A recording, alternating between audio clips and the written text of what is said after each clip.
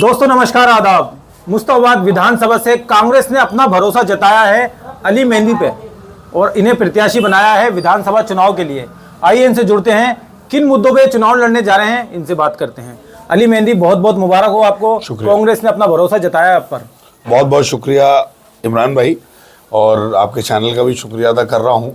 देखिए, सबसे पहले मैं अपने शीर्ष नेतृत्व का, खासतौर से राहुल गांधी जी का, मल्लिकार्जुन खड़गे जी का, दिल्ली के अध्यक्ष हमारे देवेंद्र यादव जी का, काजी निज़ामुद्दीन साहब का और कांग्रेस के सभी लीडर्स का, और ख़ास तौर से मेरे मुस्तफाबाद विधानसभा के जो मेरे कांग्रेस के साथी हैं, चाहे मेरे ब्लॉक अध्यक्ष हों, चाहे कांग्रेस के लीडर्स हों, सभी का, और मेरे मुस्तफाबाद परिवार का मैं दिल की गहराइयों से शुक्रिया अदा करना चाहता हूं कि अगर उनका साथ नहीं होता, वो मेरे साथ खड़े नहीं होते, तो आज शायद मैं इस लायक नहीं बन पाता कि कांग्रेस मुझ जैसे एक छोटे से कार्यकर्ता को टिकट देती। तो मैं अपने मुस्तफाबाद के परिवार का बहुत शुक्रिया अदा करना चाहता हूं, कांग्रेस परिवार का, जिन्होंने चट्टान की तरीके से मेरे साथ खड़े रहे और मेरे साथ शाना बशाना हर जगह रहे, हर जगह गए। तो वो मेरे लिए बहुत बड़ी बात है, और मैं ये वादा करता हूं कि कांग्रेस पार्टी ने मुझ पर भरोसा जताया है। पूरी ईमानदारी के साथ, पूरी मेहनत के साथ हम लड़ेंगे और जीतेंगे। आपके सामने आम आदमी पार्टी से प्रत्याशी हैं आदिल अहमद खान, और जेल से ताहिर हुसैन भी चुनाव लड़ने की तैयारी कर रहे हैं। यहाँ से मुकाबला तगड़ा है, लोगों में चर्चा बनी हुई है, पूरी दिल्ली में सबसे ज़्यादा चर्चा में है मुस्तफाबाद विधानसभा। क्या कहना चाहेंगे? देखिए, मैं, अगर आप इमरान भाई, जिस हिसाब से मैं घूम रहा हूँ लोगों के बीच में, मैं गली गली, मोहल्ले मोहल्ले के घर घर जा रहे हैं हम लोग, और पिछले 6 महीने से मैं मुस्तफाबाद न्याय यात्रा भी कर रहा हूँ। मुझे नहीं लगता कि हमारी लड़ाई आम पार्टी से मुस्तफाबाद में है। ये कांग्रेस और भाजपा की लड़ाई है, संविधान और भाजपा की लड़ाई है, ये अच्छे और बुरे की लड़ाई है, झूठ और सच की लड़ाई है। यहाँ पर आम आदमी पार्टी या कोई भी पिक्चर में नहीं है, मैं आपको रियलिटी बता रहा हूँ। और अभी तो चुनाव की डेट्स क्लियर नहीं हुई, अभी आप ज़रा डेट्स क्लियर होने दीजिए, नॉमिनेशन शुरू होंगे, तब आप देखेंगे कि आम पार्टी तो यहाँ पे है ही नहीं। आम पार्टी से लोग बदजन हो चुके हैं। लोग, गली में मैं जा रहा हूँ, मोहल्लों में मैं जा रहा हूँ, लोग कितनी गालियाँ दे रहे हैं अरविंद केजरीवाल जी को और आम आदमी पार्टी को कि वो दंगे में कहाँ थे, मरकज़ पे कहाँ थे, और तबलीगी जमात पे उन्होंने ताला लगवाया, मौलाना साद पे FIR करी। आज संभल का इतना बड़ा मसला हो गया, कितने हमारे 5 लोग वहाँ पे शहीद हुए। उनके परिवार वालों के लिए अरविंद केजरीवाल जी के मुँह में दही जम जाती है, वो बोलते नहीं है। राहुल गांधी और प्रियंका गांधी जी वहाँ पर कांग्रेस के लीडर्स के साथ जाते हैं, उन्हें रोक दिया जाता है, लेकिन राहुल गांधी जी ने फिर उस पूरे परिवार को, 5 लोगों को अपने घर पे बुलाया, खाना खिलाया, उनके दुख दर्द को समझा। आज प्रियंका गांधी जी ने हमारे अक़लियतों के लिए, मुसलमानों के लिए पार्लियामेंट के अंदर शेरनी की तरीके से बोला। तो हमें ऐसे लीडर चाहिए जो हमारी बात रखें, ना कि अरविंद केजरीवाल की तरह कि जो हमेशा जब अक़लियतों का मसला होता है तो वो चुप्पी साधते हैं, अक़लियतों का मसला होता है तो वो चुप रहते हैं और RSS की भूमिका में आ जाते हैं। अच्छा, आम आदमी पार्टी के जो लोबी है वो रेवड़ी बांट रही है, फ्री की रेवड़ी। अब कह रहे हैं 2100 रुपये देंगे महिलाओं को दिल्ली में।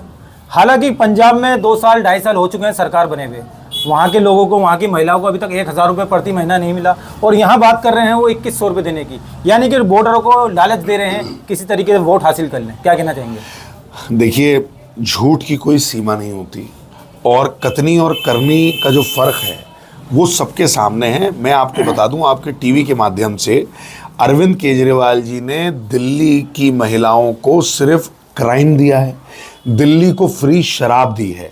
आज अरविंद केजरीवाल जी झूठ बोलते हैं, उनकी पार्टी झूठ बोलती है कि हमारे पास लॉ एंड ऑर्डर नहीं है। अरविंद केजरीवाल जी, आपको सोचना चाहिए, जो आपने 1+1 शराब फ्री दी थी, जब कोरोना में लोग मर रहे थे, उनको दवाई की ज़रूरत थी, तब आपने शराब बांटी, जब ऑक्सीजन की ज़रूरत थी तब आपने शराब बांटी।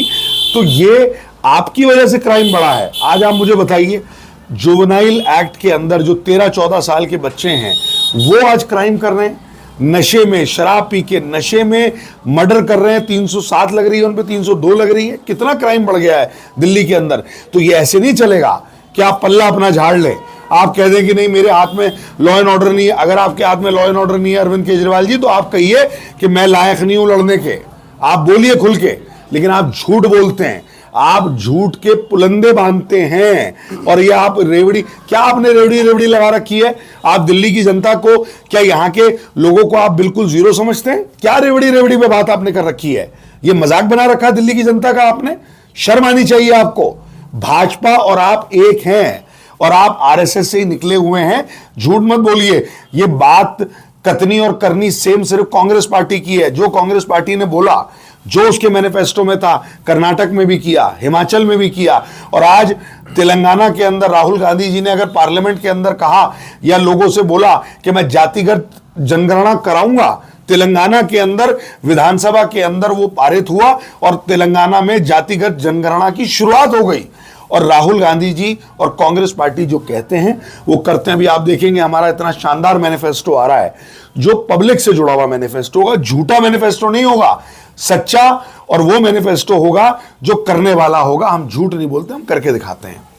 जैसा कि चुनाव नजदीक आ जाते हैं, नेता बड़े बड़े वादे करते हैं। आम आदमी पार्टी भी सत्ता में ऐसे आई थी गरीबों के हित में, क्योंकि पार्टी बनी थी। आज गरीबों के हित को छोड़ के उन्होंने शीश महल भी बना लिया। बिल्कुल, लोगों को झूठ बोल रहे हैं। उनके मंत्री जेल गए, मुख्यमंत्री अरविंद केजरीवाल खुद जेल गए। इस बारे में कहना चाहेंगे? इमरान भाई, आपने बड़ी अच्छी बात कही। मैं चाहता था कि आप ये बात क्वेश्चन पूछें। आज मैंने एक वीडियो देखा फेसबुक पर जिसमें अरविंद केजरीवाल जी के घर का अंदर का किसी भाई ने कोई वीडियो बनाई होगी तो दर्शन कराए। मैं तो देख के पागल हो गया। हम भी थोड़ा बहुत इधर उधर कहीं रुके होंगे किसी होटल में। मैंने इतना आलीशान घर किसी नेता का तो नहीं देखा। चलिए, नेताओं की बात तो अली मेहंदी आप अब छोड़िए, क्योंकि नेता तो नेता ही होते हैं, वादे करते हैं और फिर भूल जाते हैं। अब बात करते हैं जनता की। आप यहाँ से प्रत्याशी बनाए गए हैं कांग्रेस से, तो आप जनता को यहाँ पे क्या सुविधाएं देने वाले हैं और किन मुद्दों पर आप चुनाव लड़ेंगे? अब देखिए, यही मैं बात बार बार बोल रहा हूँ कि मैं मुस्तफाबाद विधानसभा के अंदर डेवलपमेंट कि यहाँ पे आंधी लानी पड़ेगी। हसन अहमद साहब जब यहाँ से विधायक थे, कांग्रेस पार्टी की सरकार थी, उन्होंने जो काम किया उसकी रिपेयरिंग तक आज तक आम आदमी पार्टी और भाजपा का विधायक नहीं कर पाया, आम पार्टी की सरकार नहीं कर पाई। देखिए, यहाँ बहुत सारे मुद्दे हैं इमरान भाई। सबसे पहली चीज़ है कि मैंने हमेशा बोला और मैं आज भी बोल रहा हूँ कि मेरा अरमान है मुस्तफाबाद विधानसभा को साउथ दिल्ली बनाना। मेरा अरमान है मुस्तफाबाद विधानसभा को जमुना पार की नंबर 1 विधानसभा बनाना। और ये मैं लफाजी में नहीं कर रहा। हसन अहमद साहब को 6 साल मिले और ये विधानसभा अलग बनी। 6 साल के अंतराल में उन्होंने इतना काम कर दिया जो किसी ने नहीं किया। अब जो काम उनके छूट गए थे, जैसे नाला यहाँ पर हमारा है, अगर लक्ष्मी नगर में नाला पट सकता है तो मुस्ताबाद में क्यों नहीं पट सकता? लाजपत नगर में पार्क बन सकता तो यहाँ क्यों नहीं बन सकता? तो हमारा प्राथमिकता है पहली कि एक मुस्तफाबाद के घर के अंदर हम स्वच्छ पानी लेके आएंगे, जो यूजीआर हसन अहमद साहब के टाइम में मुस्ताबाद के लिए आ गया था। आज यहाँ पानी नहीं है, खरीद के पी रहे हैं लोग, और अगर है तो सड़ा हुआ पानी है।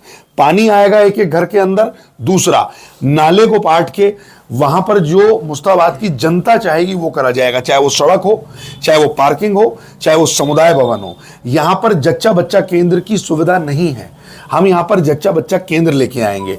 शिव विहार तिराहे पर मैं आपको पहले भी बता चुका हूं, जो मिनी अस्पताल हसन अहमद साहब ने बनवाया था आज वो खंडर हो गया। मेरी प्राथमिकता रहेगी कि मैं उस शिव विहार तिराहे की उस खंडर हुई हुई डिस्पेंसरी को 4 माले का आधुनिक अस्पताल बनवाऊंगा, और वो मैं करके रहूंगा। यहां पर अस्पताल, स्कूल, हसन अहमद साहब ने टेंट वाले स्कूल में जो उनके टाइम में पोटा केबिन लगवाए थे, फिर हमने 800 गज उसकी जगह एजुकेशन डिपार्टमेंट से एक्वायर कराई, और हमारा अरमान था कि इसमें आलीशान जबरदस्त स्कूल बनेगा। जो हमारी, आज मुझे दुख होता है कि हमारे मुस्ताबाद की बच्चियां यमुना विहार उनको जाना पड़ता है, और कई ऐसे इमरान भाई मेरे पास सर्वे हैं जो बता रहे हैं कि 5वीं क्लास के बाद लोगों ने अपनी बच्चियों को स्कूल में पढ़ाना बंद कर दिया क्योंकि वो यमुना विहार जाती हैं। वो स्कूल हाई कोर्ट में रिट पिटीशन डालने के बाद और हमारा एजिटेशन करने के बाद वकीलों ने रिट पिटीशन डाली, आज वो स्कूल बन रहा है, लेकिन अभी भी वो 3 साल से बनके तैयार नहीं हुआ। हमारी प्राथमिकता रहेगी उस स्कूल को तो बनवाएंगे, लेकिन उसको इतना शानदार करेंगे कि ये तो फर्जी बात करते हैं एजुकेशन मॉडल। हम मुस्ताबाद के उस स्कूल को नंबर 1 बना के दिखाएंगे। और रामलीला मैदान है शिव विहार के अंदर, वहां पर भी स्कूल बनाने की बात करी थी हसन अहमद साहब ने, वहां पर भी हम स्कूल बनाएंगे। और एक बहुत बड़ी इंपॉर्टेंट चीज, जो और तो चीजें हैं इमरान भाई, लेकिन सबसे इंपॉर्टेंट मुस्ताबाद के अंदर अवैध वसूली है।